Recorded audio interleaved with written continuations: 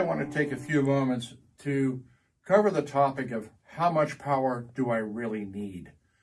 There's a great misconception about how big of an amplifier or how many watts it needs. So I'm going to break it down into pure science. Most speakers will give it a rating of 89 dB for 1 watt. This is pretty much the average of what most speakers will do. Now, behind this, you have to understand that this is measured at 3 feet. So clearly, when you're talking about the power you need, the size of the room also plays into this, but we're going to try to keep it simple for the moment. But for each 3 decibels more in sound pressure, the power doubles. Now, 90 dB is a car horn at 10 feet. When we talk an average conversation, we're typically about 65, maybe 70 dB of sound pressure, okay? So when we're presenting systems to customers, one of the questions that always comes up is, how loud is loud? And I'll play a system and slowly increase the volume so I get an understanding of really what sort of volume do they find comfortable. And some people want the Grateful Dead volume, where we've actually had to go out and get pro speakers. There are other people that if it was louder than the meow of their cat, it was already too loud. There's a whole range, and this is all personal, and that's fine. But watch what happens. We now start increasing the volume for 98. We're now at 8, 101. We're now at 16, 104. We're at 32, 107 decibels. Now at 64, 110, which is pretty loud. We're now at 128, and we're talking about continuous power being needed. And of course, if you're really a bug crusher, let's go to 113, and now we're at 256. So what happens is while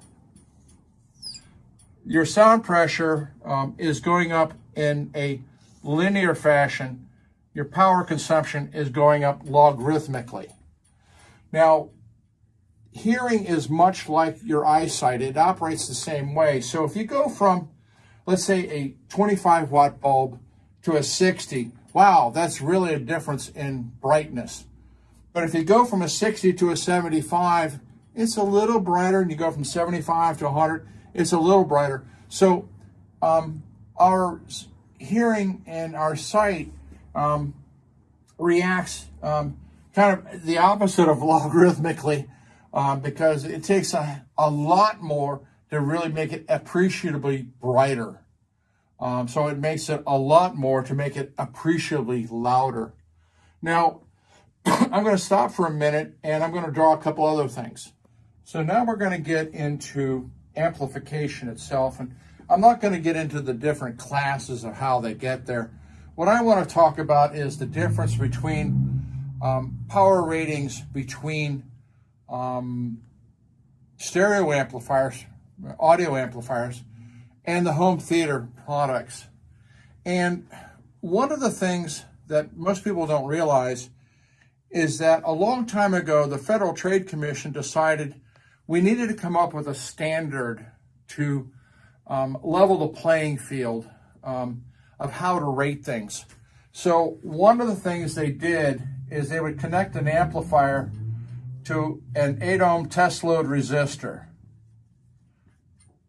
That was considered more or less the average or standard impedance of a typical dynamic reactive loudspeaker. Then the second thing they would do is that the manufacturer would have to specify how much total harmonic distortion they were willing to accept in this sort of power rating. So if you were willing to tolerate higher distortion, well, you could get a greater power rating. Other people, like Yamaha, went at it with such a different approach, particularly in the earliest series, that they could drive total harmonic distortion down to 0.0002% or something like that. The problem is they used a lot of negative feedback, which resulted in pretty much a muffled sound. Now, so we have an 8 ohm test load resistor, we have total harmonic distortion, then we have the power rating, how many watts per channel you're willing to give it, okay? And all of this would have to survive a 1 hour full output test. So if you specified these things, you know, the distortion, the power, and the 1 hour, and it blew up, well, then it failed this test. Now, this was applied to all stereo amplifiers or stereo receivers. I'm going to get into it in a second as to why this doesn't even work. But more importantly, you have to understand that this applies to stereo products. It does not apply to home theater receivers. So the power ratings given to a lot of products for home theater don't even go through these rigors.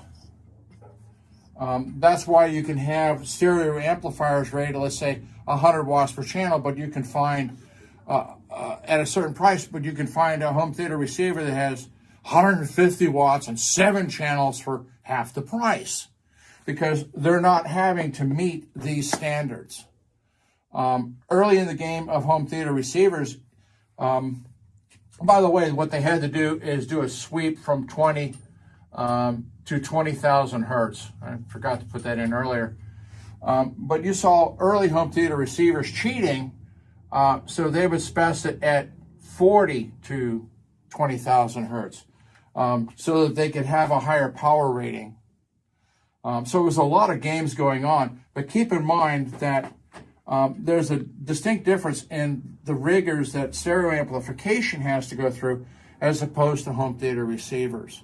So that's why there was kind of this really big misnomer about this. Now, I want to go into why the 8 ohm test load doesn't work and how that impacts in the power rating and distortion. So then the magic question comes up, you know, well, if we're using FTC regs, you know, why do power amplifiers sound different, or why do some amplifiers have a problem driving one speaker versus another? Well, as we said earlier, you know, they want a 20 to 20,000 hertz sweep with a static 8 ohm load. Okay, so if you were to do a simple little graph, you know, here's, you know, the impedance, and it's just this flat line through the frequencies. Well, the truth of the matter is most speakers have an impedance curve that the amusement parks would like to build as a ride, okay? So the impedance may change dramatically by frequency. We've seen speakers that have as little as 2 ohm impedance at the 20 cycles, which means it's going to require an enormous amount of power. And it also prevents a wicked load on the amplifier itself. And it may not have enough heat sinking to it to dissipate the heat that's going to be generated on the amplifier. And so you basically, you know, kiss that one goodbye. So this is part one of the problem. So you may hear the expression from some people that it's a difficult speaker to drive, which is why they're making recommendations on different power amplifiers. So a bit of that has to do with the impedance curve. The other thing that a lot of people don't pay attention to is the nature of the speaker itself. Most speakers that people buy have voice coils and cones, as opposed to something like a Martin Logan, which is an electrostatic panel. This is a different type of load. So when you're talking about cone drivers, you have a characteristic known as a reactive load. And what we're talking about is the amplifier is telling a driver to move, and you have a voice coil inside of a magnetic structure, and it moves. But there are different commands given to that driver, so there are some points where the driver wants to keep moving forward when it's being told to do something different. And at those instances, it actually generates electricity. I use a milliampere here and just push on a speaker cone, and you can actually measure the fact that a voice coil in a magnetic structure is in fact a generator. And so how an amplifier itself deals with this reactance or reactive load can vary very dramatically between amplifier designs. Some are far more competent than others. And this plays into the power rating because it may be rated well, but it may not be able to deal with the electrical current that's being punched back at it. And this is just what happens. So this also contributes to why speakers sound very different. When you start talking some of the panel designs, whether they are an electrostat or an isodynamic, then you're dealing with a capacitive load. And how an amplifier likes to deal with that can be very different again. Some of the early Class D amplifiers had a real major problem with a capacitive load. And so they just sounded like, you bought yourself a giant AM radio because it just couldn't deal with this. And they've gotten far better than they used to be. So it's not disparaging Class D. It was the beginning and the learning curve of how to deal with the difference in what was presented. So when we talk about power ratings, there's a lot of things going on, and but a well-trained dealer will recognize with what he's got going on with the speakers, what he's got going on with amplifiers, what the quality of the amplifier is, how large of a room you have, how loud you want to play, which affects how much power you need and the circumstances that are going on. It's not to say that the price of an amplifier is an indication of how it will handle any of this. Not at all. That's where specialty knowledge of what the product does or cannot do is very important. This is also one of the reasons that a lot of reviews of a given amplifier or a given product, home theater product, is very tenuous, because you don't know what's going on within the system, and they can come up with all sorts of imaginative descriptions, either praising or bemoaning the performance of a product when its setup or application is praiseworthy or completely inappropriate.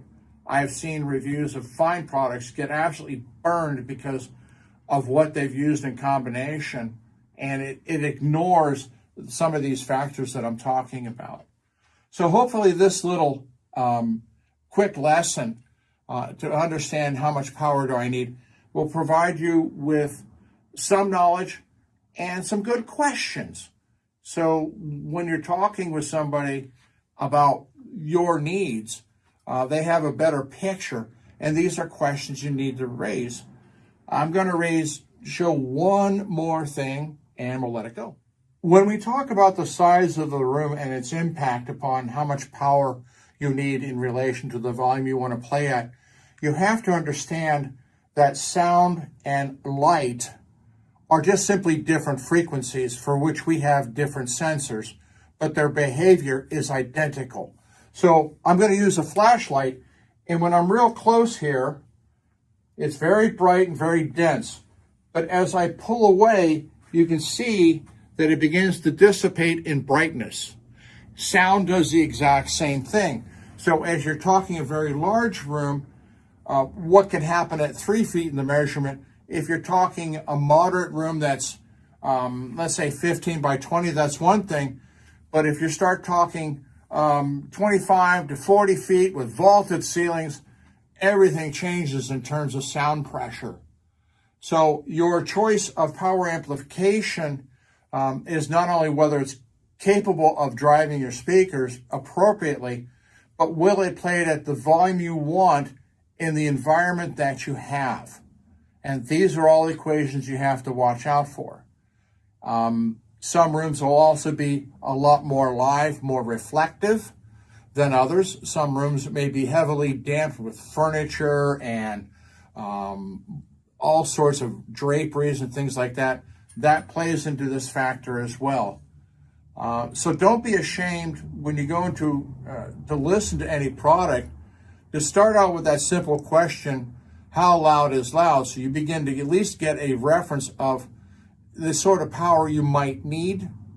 And then you start getting into the questions of the quality of the power you're thinking about buying in relation to the speakers you wish to use.